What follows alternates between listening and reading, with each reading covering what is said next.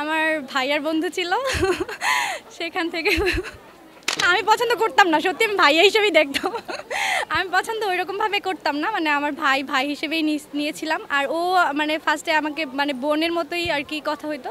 দেন পরে যখন আস্তে আস্তে 3 বছর 4 বছর পর এটা শুরু হয় ভালো লাগাটা আর কি। যখন আমার ভাইয়া জানতাম তখন হচ্ছে অন্য কারোর সাথে তার কানেক্ট ছিল, আমি তাদের কথা বলা দিতাম।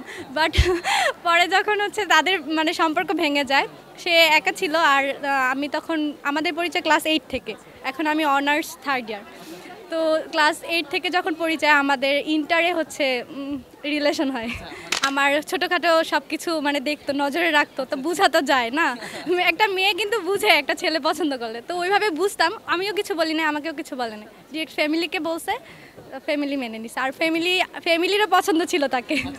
আমাদের তো ঘটা করে প্রপোজ করা হয় নাই, মানে হচ্ছে আস্তে আস্তে যে ভালো লাগাটা তৈরি হয় ওইটা। কারণ তখন সে প্রথমে আমার ভাইয়া ছিল, ভাইয়ার ফ্রেন্ড মানে আমারও ভাইয়া, আমি তো ভাইয়া হিসেবেই জানতাম।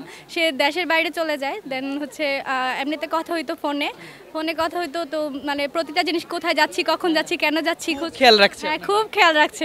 তো খেয়াল রাখার ব্যাপারগুলো যখন আমি নোটিস করি তো অবশ্যই বুঝি।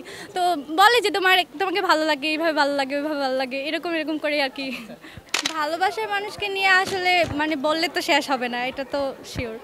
এখন 14ই ফেব্রুয়ারিতে স্পেশালি